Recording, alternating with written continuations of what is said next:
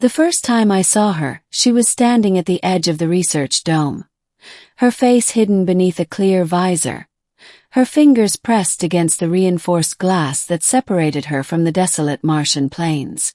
The storm outside howled like a dying animal, grains of iron-red dust slamming against the dome in a frenzy.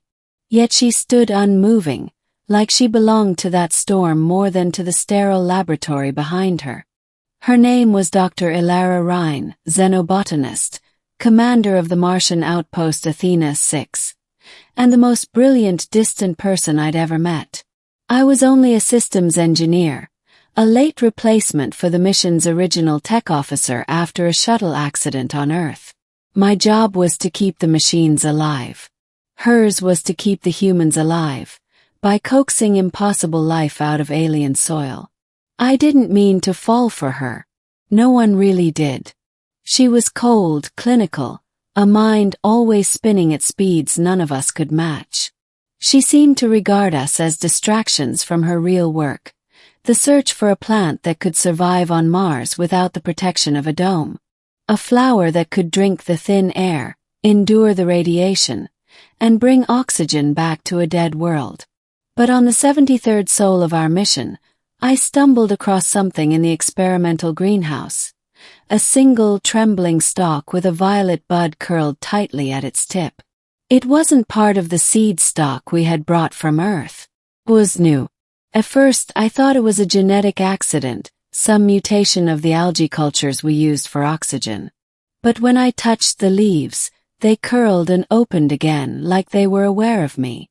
That night, while the others were asleep, I carefully transplanted the fragile thing into a nutrient pod. I don't know what compelled me.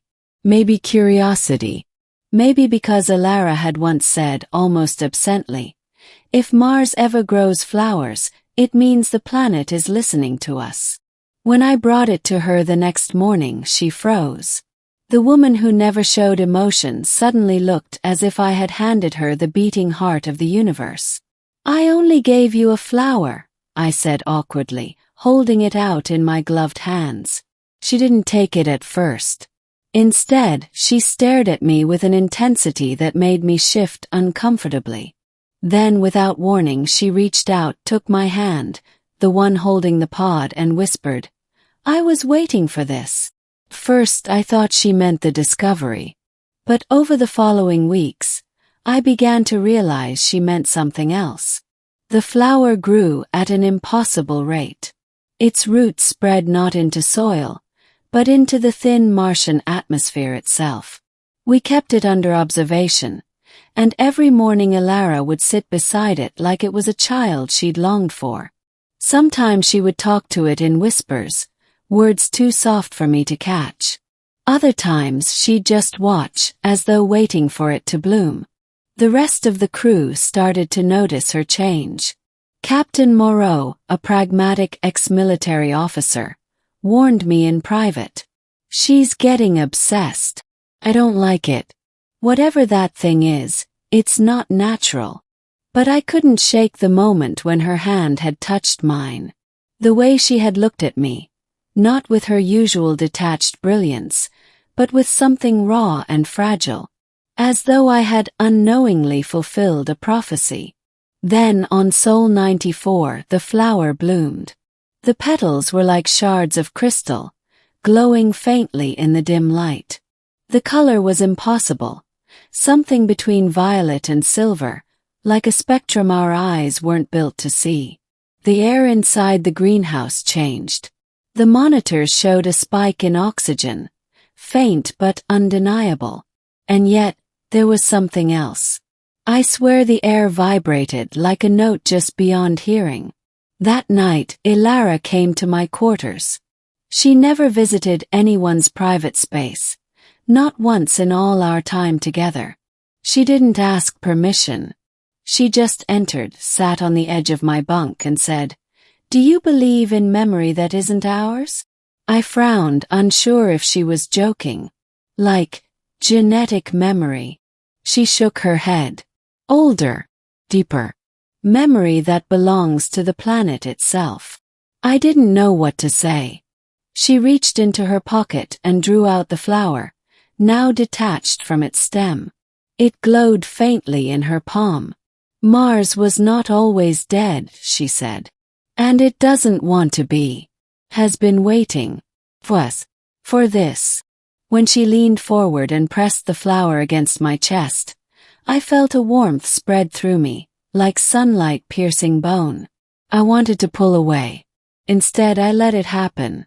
From that night on, things began to unravel. The flower's energy, if that's what it was, spread. Other plants in the greenhouse began to change, twisting into shapes not recorded in any database. Their colors deepened. Their roots grew toward the dome walls, as though straining to reach the Martian soil outside. The crew grew uneasy. Moreau confronted Ilara in front of everyone. We need to burn it. It's contaminating everything. Ilara stood calmly, her hands folded behind her back. If we destroy it, we destroy Mars's chance to live again. And what if it's hostile? Moreau snapped. Life is not hostile, she said softly. Only desperate. But I saw something else in her eyes. Not just conviction, memory. As if she knew the flower, knew it in the same way a child knows the voice of its mother before birth. By Sol 103, the flower had seated itself outside the greenhouse, though none of us had opened the airlock. We found violet-silver shoots pushing through the dust near the dome, curling up toward the sunless sky.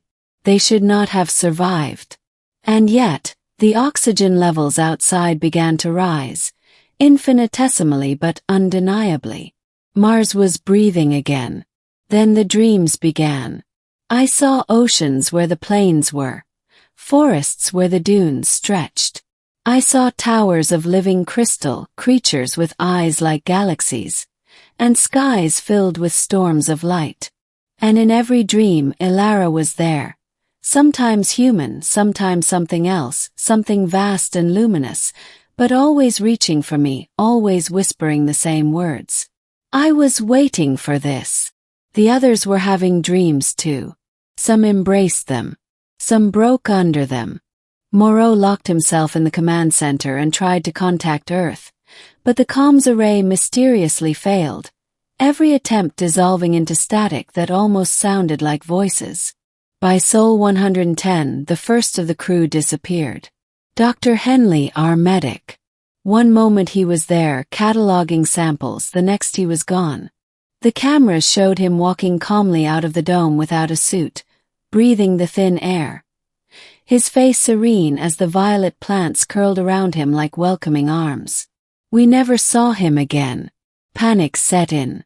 Moreau armed himself, swearing he would burn the greenhouse to the ground. But when he tried, the flamethrower sputtered out, its fuel inexplicably drained. That night, I found him curled in the corridor, whispering, "It showed me the end of Earth. I can't go back." Ilara came to me again. She held my hand in both of hers, trembling now, her calm veneer shattered. "It's not just Mars," she whispered. "It's the universe itself. It remembers. It's reaching for us through this flower, through me, through you. Don't you feel it?" And I did. I couldn't deny it anymore. The warmth, the dreams, the way the flower seemed to hum in my bones. It was more than life, it was invitation. On Sol 115, the greenhouse split open. Not broken, not shattered. Opened like a bud releasing its bloom.